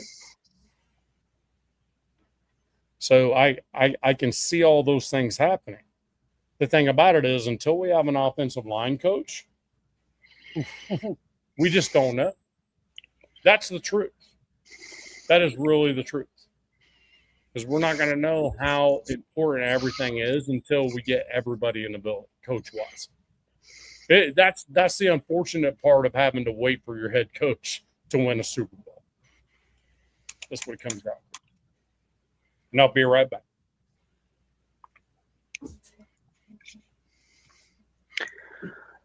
So this is an interesting comment as we near the end of the show here. Biggie, we actually spoke about the Cleveland Browns offensive line earlier in the show.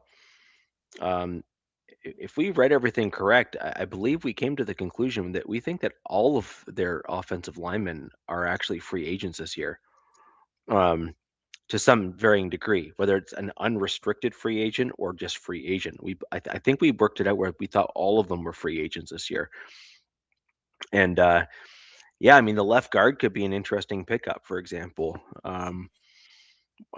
For any team, there's a number of teams that really have a need for a left guard on their team, or a guard on their team at least. And I think, yeah, the Cleveland Browns have a good one that's wanting out. Yes.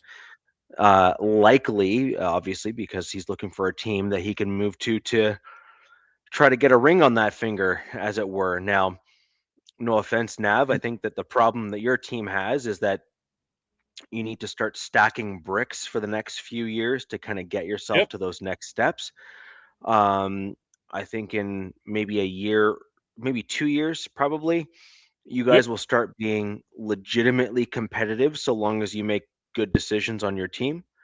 And that could be great. I just don't know if the guy there from Cleveland is willing to tough it out for 2 seasons, or if he would much rather prefer to be like the last piece on a team that is already competitive to give himself the best shot maybe in the short term.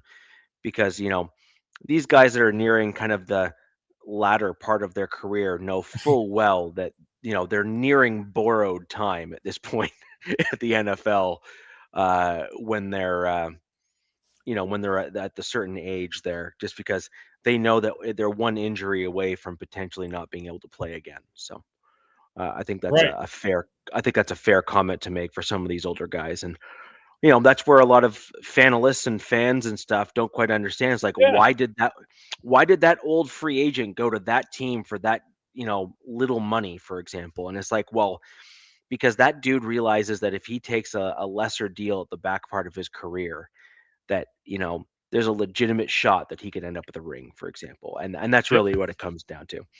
And then there's other guys that say, I don't care about the jewelry, because I've just kind of come to grips with the fact that I'm not going to have the jewelry, but I am going to be kind of aimed. Miles Garrett. It's all about the green. Miles Garrett, so that he can exactly. Yes, exactly. So, anyways, it's an interesting difference in terms of mindset and all that sort of stuff, right? So, first of all, hey, in the chat, Raiders fans, this is not my channel, okay? I put you up as you go, but look, not my channel. Jansen, not my channel, brother. I'm just saying. This is I'm a guest here. Okay, I can't put up there whatever I want to put up there. I don't know, why do I bother? I'm not sure what you mean by that. We don't need old players or young players that have prepaid membership cards to protocol, tent, or IR. I'm not sure what you mean by that. I think he's kind of referring to the fact that you don't want to get old guys that are basically coming in that are, that basically have a membership to the local hospital to make sure that they get the fast track line to get to see the doctor, right? That's what I took from it, at least. Well, I guess, Richie, everybody here needs to understand this. So when we go to do this show, the parameters are set. what would you do in free Mhm. agency if you had it, Mhm. like right now, right? Mhm. We have parameters to go with, and we stick with those parameters. And it's a structured show, and that's what we do. So what we're saying is, here's what we have right now. We don't know what that's going to be come March 11th, though. March Yeah, we have. 11th. Yeah, I mean, the answers on this show could completely change come March 12th. Yeah, You know what I no mean? Like question. completely change. And Well, and the Raiders need an offensive line coach before we can even talk about offensive linemen that are going to get picked up in yeah, free agency. I'm just saying. yeah, 100%, 100%. So, um, I think that the Raiders right now, you got a running back in Genty who started to have some flashes here and there as the season went on. So I think that's Yeah. a fair statement to make. Um, I think you backfill a couple of those offensive line positions on your team, Yep. bolster that out. Um, I do wonder what your head coach is going to do with some of the dudes that you got on your offensive line. I'm concerned that you may have an ego stepping in there a little bit in terms of the offensive side of the ball, because a lot of these coaches are like, "Oh, don't worry, I can fix him," as an example, right? Like Yeah. True. it's you know what I mean. It's a common thing, and like 60 to 70% of the time, the answer to that comment is no, Yeah. no, you can't. Um, Right. and and so it'll be an interesting experiment actually with your team to see, for example, um, JPJ had a few flashes, but then by and large, I would argue that if you're looking at it as just a straight assessment, he hasn't, wowed per se overall. And that's in large part, I think, because he's moved all over the place, right? They moved him to guard, they moved him to center, they moved him to guard, and then they benched him for a little bit there, right? And it was like it didn't make any sense from my perspective, by the way, to Right. bench like the best center in the draft uh, for Right. no real reason that I could see at all, other than the fact that he was vocal and said, "Dude, you can't, you suck as a coach. Stop it." Um, Yeah. That's and pretty much what it and was. yeah, and so, anyways, I think that there's more talent on the Raiders than your team gets credit for. But then I also think, to your point, which I think is actually probably more valid today than ever, is one, you have a bunch of new coaches, and number two, you haven't fully built out your coaching staff yet. Once you kind of get all the guys in the building, and once you start formalizing your offensive plan in terms of what you're going to look like or what you're aiming for on the offensive side of the ball, that will formulate where you're going to go going forward.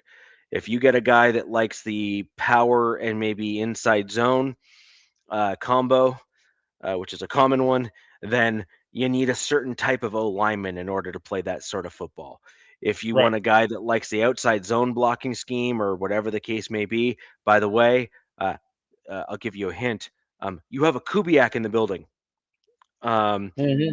That's kind of their jam, man, is outside zone blocking. Like that's kind of Yes. the thing. Absolutely. um, and so, and by the way, as you're well aware, that is a very different lineman than a power blocking offensive lineman. A guy that is Yes. mobile and can hold their own in Yes. space is a He always much moves forward. different. He's never Yeah, moved backwards.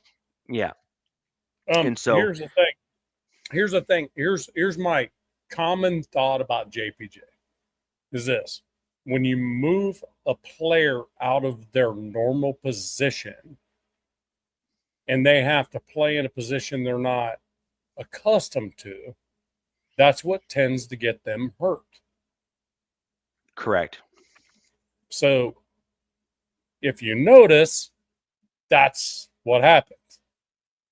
There are several videos, I'll send you 10 that I can see, where JPJ is center, goes upfield, smashes the defensive tackle in front of him, rolls back around, smashes the guards guy, and then smashes the other dude as the quarterback's sitting back there trying to figure out how to throw a pass, which was Gina. So I don't see any reason why JPJ is not the center of this team starting this year. I agree. So I agree. I just don't see it. He goes up, destroys his dude, and then goes and gets other dudes. Yep. Especially in the passing game. And the thing is, the center, to be perfectly honest with you, shouldn't be a major contributor in the running game. He really shouldn't. You know, but is like, let's see. Somebody said up there that when Genty got some runs, when JPJ was blocking in front of him, which tells me that we need a freaking big-bodied freaking running back there with Genty to go push some freaking stuff and open some daylight. Back in the day, we had a fullback that opened stuff up for Marcus Allen. Back in the day, we had a dude that would be back there smashing people, you know, to give them a little bit of a crease, you know, and you don't need to go that far back, by the way. Yeah, we didn't have if to. You look at you had a dude on your team, Osimile. Mm-hmm. For sure. Who, as I recall, was a pretty good lineman, actually. Yeah, he's okay. He was all right. Well, he certainly had his moments for a little bit, and John Ritchie was the last one. Napoleon Kaufman, you wouldn't even know his name if John Ritchie didn't exist. Napoleon Kaufman, you wouldn't even know his name. And Napoleon Kaufman and Genty are fairly similar type of runners. He just had a fullback that all he had to do was just move one dude out the way, and Kaufman was gone. Mm-hmm. Genty is not going to be that dude he's your 3rd and 1 guy. He's not that guy. He's the one that's going to bust it. Marcel Reese. Absolutely. Marcel Reese was another one. I mean, it list goes on and on. Alex Engel, you know what I mean? It's just, yeah, you got to have somebody back there with him until the offensive line's able to do it on their own. Single back sets need to be a thing of the past until the offensive line's right. It's just that simple. Yeah, and the one thing you're gonna require, and this is why I don't think Mayer is gonna go anywhere. I think you're gonna want to try to retain him. Is you're gonna need him to help block on the outside of the linemen, and you're gonna have a guy probably try to go to the outside or between the tight end and the tackle kind of stuff as a run as well. Yep. And I think you're gonna need a dude that's capable of blocking, like a Mayer, for example. To allow the guy to break around the edges and that sort of thing. So, and I think with that outside zone style scheme or the West Coast offense, whatever you want to call it, like potato, really right. At that point. Big E's making a point. Big E's making a point here with the center. There's a lot going around that JPJ doesn't know how to communicate across the line. His communication is kill him, and kill him. That's his communication as a center. Mm-hmm. You know, blast them, push them upfield, and it doesn't matter. If you push them upfield, it doesn't matter. Left tackle, Miller. Left guard, JPJ, Linderbaum, center, Rogers. Right tackle, Braden Smith, Josh Jones, Grant, Lomu. I don't think right now Linderbaum is the answer. I really don't. I don't think it's the answer. Because, yes, we got a shit ton of money, but why are we spending on a center when we already drafted them? Is my only thought. No, I think you need to. He's not known to be a guard. He's not known to be a guard. No. And he sucks at run. He sucks at the run. He gets blasted I mean, come on, man. Look, if I'm doing anything with you guys, I would go Miller. I would move Tossie to left guard. I would keep JPJ at center. I would get Rogers as your right guard to start with, and then draft someone to come in behind him to potentially take over. I put Grant at right tackle. And then I'm going to be honest. You had Glaze needs to be the right guard. Well, you had Glaze, for example, on your team, but I felt he struggled a fair amount against better players there at the right tackle spot. He just doesn't need to be a right tackle. He needs to be a right guard. And then the question then becomes is, do you think you can acquire a right tackle by maybe trading back into the first and the back end and get a real solid one for your team? Why would you, though? Not this year. Why would you?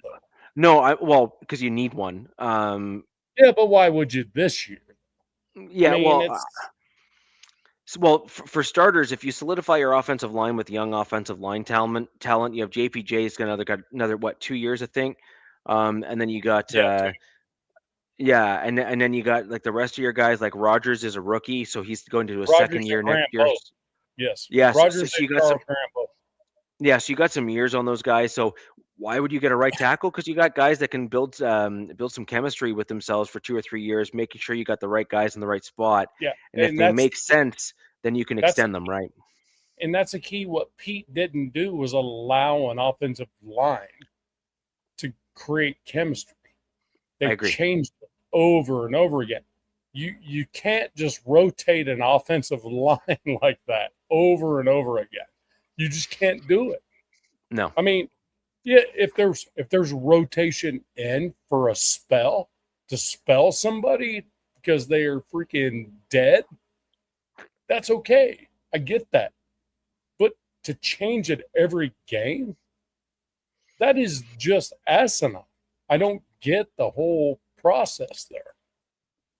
That's the very reason Chip Kelly was gone quickly. I'm thinking. Show me a team that does that, and I'll show you a team that loses a lot of games. Exactly, 100%. I'm sorry, it's just a fact. It's got a proven track record in the NFL, and so, the crazy thing is, there's no way. Pete Carroll has been doing this long enough to know that if you constantly rotate your linemen, like the stats are not on your side. Like they just you are not in the win column at that point. My fair guess, and look, the nation's gonna hate me. Pete Carroll was brought in for a tank season. Willing to pay him his $15 million to leave after he tanks. I don't know. I mean, was it a conversation? I don't know. But I will tell you what, something I'd like to see is this.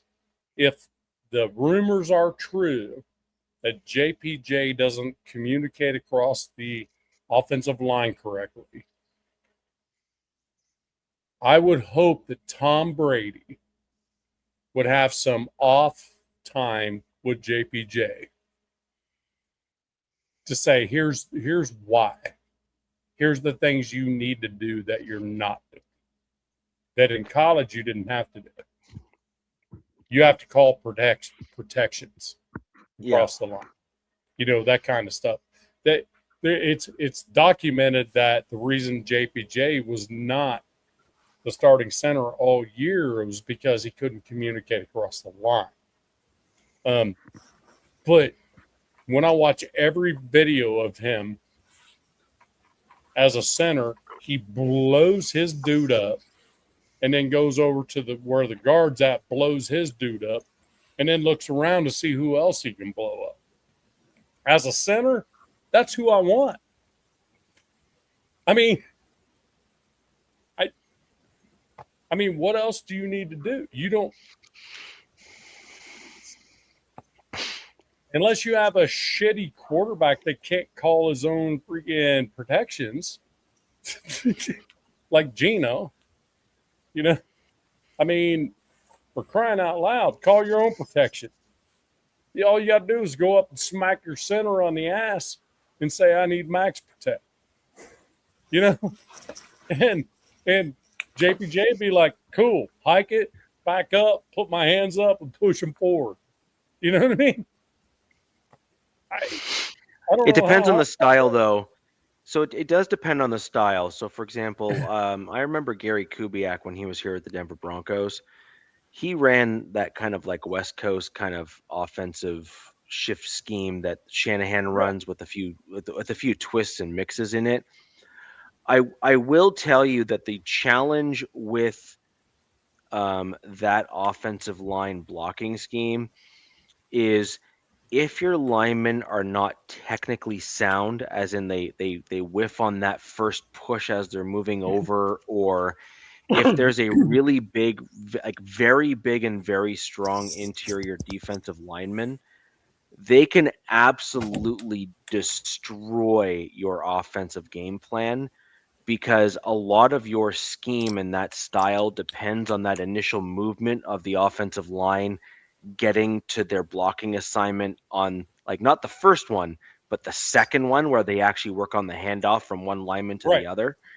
And my issue with Kubiak is that he couldn't manage the offensive game plan with lesser than offensive line talent.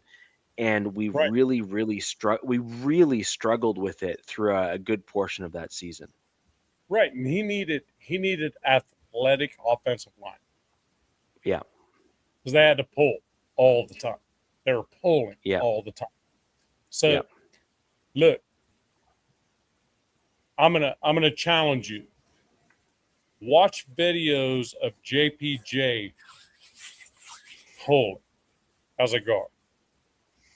This dude refuses to not hit anybody in his path. The thing about it is, it isn't necessarily that he cares about where the hole is supposed to be. He just figures if they're on the ground, they can't tackle the running back, or they can't. You know what I mean? And if we had 5 of those dudes on the offensive line, then we're good. We don't need an offensive line call. We just put everybody on the ground and be done with it.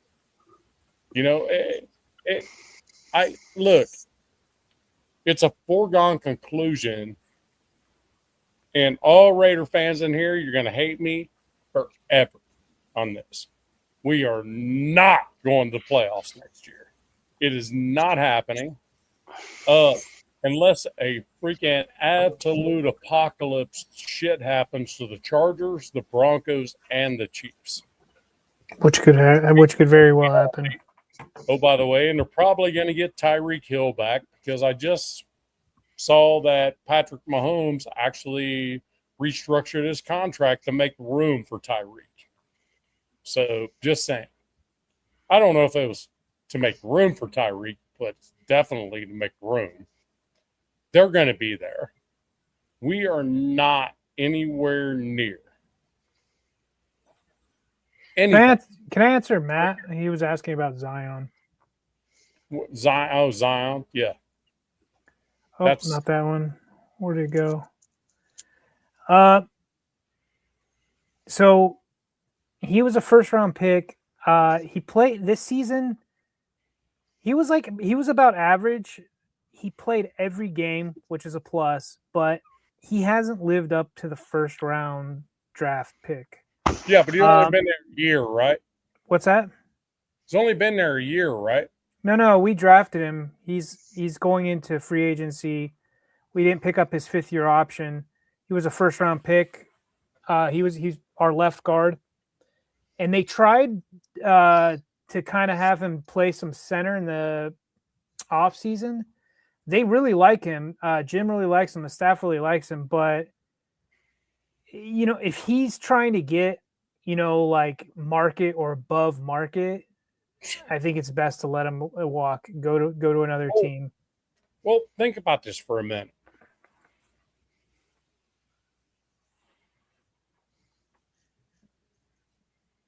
There are a lot of dudes in his position that have been drafted where he's been and just got a little bit better over time. And about their 7th, 8th year, you're going to kind of be like, damn it.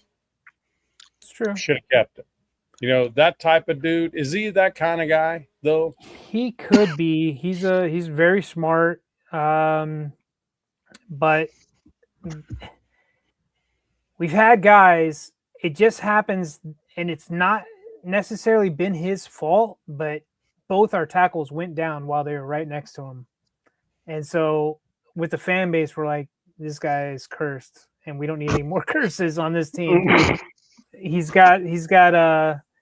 But he could definitely, if they do keep him and decide to run it back with him, it's got to be, I would say, on the cheaper end. But since he's got that first round kind of pedigree, I could see his agent trying to bump it up. He can, but if he doesn't have the numbers to back it up, he was definitely, at the end of the season, he was our most solid lineman. And that's another thing, is that he was a TED, which Jim likes to call players there every day. And that holds value with him. So, sure. Yeah, especially with the offensive line. So, they might be trying to bring him back. Personally, I'm not a giant fan of his. I like other guards. But, wish him the best if he goes somewhere else. I mean, assuming Matt's asking. I mean, just to be clear, the Chiefs are in cap hell when they asked Patrick Mahomes to restructure his contract. Yeah, and I think that freed up $10 million or something. Yeah, what? 43. No, no, $10 million. I think it went to 10. $10 million out of the 43. I don't know. Whatever. No, all I'm saying is when you restructure your quarterback's contract, that means you're a little bit screwed in the cap. I was talking to some guys in my chat, one of my chats, and I'm like, I don't understand how California teams, there's 3 teams. I don't know how they attract talent. I mean, you saw the stat, you saw the stuff with the taxes that Sam Darnold had to pay. He ended up having to pay the state of California like $70-something thousand just to play there and win a Super Bowl. Yeah. And so, I was looking at the jock tax that California, and I'm like, so that's the Niners, and there's no loopholes there. No. Even I thought like living out of state for half of a year is a loophole. It's not. And so I was like, man, this is probably why it seems like they have to pay a lot. And somebody mentioned in one of these comments up here about like quarterbacks and, how much they make a year. I'm like, that's probably what they have to pay to like balance out. I don't know, tax wise or something. It seems like the state is taking 50% of what you make there. Yeah. And unless you play in Florida, Texas, or I think in Vegas, there's only Vegas, Florida, Texas. Yeah. They're the only ones. Well, that's why a part of me thinks that Mac, if he does play one more year, maybe he's like, I just want this all I want all my money, and I'll go to Tampa and buy a house and pocket that retire when I'm done. Yeah, kind of thing. Yeah. But I know we're getting close to 2 hours, Richie, but can I throw a new caveat in right quick? Go for it. So there are quarterbacks that were franchise quarterbacks that are now cast-offs. Tua. Yeah. Right? Tua, cast-off. Number 3 quarterback of Miami currently. Okay? Kyler Murray. Gone. What is their... So, if I may take over this piece of it, what is your thoughts, Richie, on these dudes? Where are they going to end up? What are they going to be doing? Tua and Kyler. Kyler Murray, I think, is going to be one that's going to have the hardest time finding a spot. His problem is that he relied so heavily on his mobility in college and coming into the NFL that he's now getting older and has lost a step, so he doesn't have the same speed and elusiveness that he had. And the dude is so short that he's getting diminishing returns at this point in his career. So it's going to get harder and harder for him to play the game at the NFL level. And so I think that he's going to be the least sought after of them, in my opinion. Yep. I think Tua is going to have some interest from some coaches as a top shelf backup and a prove it kind of guy. So as an example, I actually think that like the Chiefs might actually be interested in someone like Tua when he gets cut, for example. And I say that because Mahomes is hurt right now, and he's in a spot where he probably won't be able to start this year because of his injury based on the nature of it. And so they're going to likely need a dude that can play for the first few games to make sure that Mahomes is able to like ease his way back in and not get himself hurt again. And so they're going to need a legitimate guy that can actually start if need be. And I think that that's why the Chiefs are going to be starting to get real creative to free up a boatload of money. And probably also one of the reasons why they reached out to Mahomes and be like, dude, like we need to be competitive and you're not going to be able to start for us. So we need to work with you on this stuff. And so I think that like someone like the Chiefs will be interested in someone like Tua, who is capable but has struggled. And then again, Andy Reid, with the hubris that he has, will say, well, I can probably get him, clicking.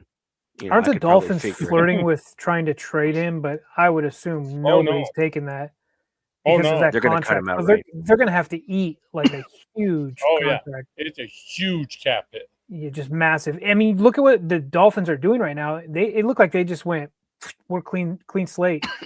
And I think Waddle said, "Take me too." Like, so I would assume Waddle's now their big trade piece, like Yeah. for this upcoming season. Well, before DZ goes on this, I'm going to add one more caveat to this, and I want Richie to hit it right quick before DZ does for all three. Deshaun Watson's probably going to be the starter for the Browns. Dude. So, what do you think of that shit? I don't understand. I don't get the Browns, man. I mean, That's funny. No, the thing about it is he's going to be healthy. Sure. Why wouldn't you? I mean, you're paying that guy. I mean, I don't know. I don't know what to think of the Browns. That hurts my head thinking about them with So Richie, what's your thought on that? I don't know. Let me massage my idea for a minute here and let me figure it out. Okay. So DZ, I guess it's on you on Kyler Murray and Tua. So what's your thoughts on that? I don't know, man. They're both interesting, but I just don't see them this day and age with their histories as starters in the league. But then again, I could have said the same about Sam Darnold a few years ago. I could have said the same about some of these quarterbacks that just look god awful. Maybe there's some, it's the right situation. For Tua, I think that's a medical thing with his head and concussions. That's like, hey, dude, like maybe it's time to hang him up and just go back to Hawaii or wherever and just chill. You know what I mean? Like start a camp, invest in some teams out there or something like high school. But for Kyler, I feel like he can still play. But it was obvious Brissett was the better quarterback in Arizona. And for Kyler, it's like, hey, dude, you either want to go to the UFL, CFL, or be a backup somewhere and hope the starting quarterback gets injured and you can shine again. That's the only path forward I see for him. Right. Gotcha. Here's my thought on both of them. They're both done. They're what? Both done as starting quarterbacks. As starting quarterbacks, they're both done. Okay. Yeah. Tua and Kyler Murray are both done as starting quarterbacks. I mean, for the amount of money that they're making, Yes. yeah, it's a like as a business, like I'm not a business owner, but if I was a business owner and I'm paying these guys this much money and this is what's happening and this is what all the headache I have to deal with, hearing about this guy is waiting for Call of Duty to come out, or this guy could potentially be a vegetable if he slips on a fucking banana peel. Like, no thanks, dude. Like, I don't want that headache anymore, kind of deal. Like, I would take Kyler Murray on our special teams at the Raiders and just let him just kickoff returner. Let's go. Kickoff and punt return. Let's go. That's what I would take Kyler Murray for. I'd pay to watch. But it wouldn't be $100 million deal. I promise you that. No. No. I mean, I think these two dudes are both, their careers have played out. I think both of them just need to cash their checks and just roll. I mean, NFL, not for long. So do what you got to do, man. Yeah, I kind of agree. I think we're going to see them at best as backups, and then, the next notch below that will be straight retirement, perhaps for one or both.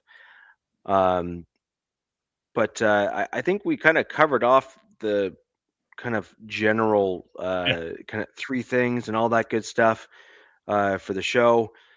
Some interesting moves and stuff are going to be coming up over the next week or so. I'm hoping that by next week's show, we'll have the coaching staff kind of fully flushed out. And I think that that'll be an interesting talking point for all of our teams to have all of the different coaches in place to kind of see what that looks like on a go forward basis. Yeah. It'll be interesting to kind of see where our teams take things. Next week will not be the March 11th. We have another 2 shows or so until that kind of hits, or 3 shows until that hits. Please cut some people. And so, but we're going to start seeing some early cuts from some of the guys, from some of the teams that are like, they will announce that they are doing a March 11th cut sort of deal out of respect for the player. And I think that's a classy move by a lot of teams to kind of making those types of comments publicly. It helps the player out so that other teams know that they're going to be available. And just an interesting time overall in the NFL. This is where you hope to see your team making the right moves to make your team better. Yep. So, agreed. Until next week, Richie, I hope to see you guys tomorrow night, Thursday night off the rails. We shall see. We shall see if I have power. I'm getting a lot of freezing rain, so we'll see if I have power. Okay, I'd love to see you guys, man. You guys are awesome. Yeah. I appreciate you guys having me on. It's awesome, absolutely, bro. Absolutely. And everybody so, this isn't about the Raiders, the Broncos, the Chargers, and the lame ass Chiefs that don't even show up over here in the corner. This is about the AFC West. That's what this is about. Right? Absolutely. Yes, sir. Yes, sir. Absolutely. Couldn't have said any better. Absolutely. So, ladies and gentlemen, on that note, we will bid you adieu, and thank you very much for joining the Wild Wild West, where the West Side's the best side. Peace. Fast lane when I pass in the street, bag of money in the passenger seat. Tempo's been asking for me on the road from the west to the east. Way up, I might never come down, cause the coast racking up the flame out. So high, I might never come down, so what, this is my lifestyle. Wait a minute.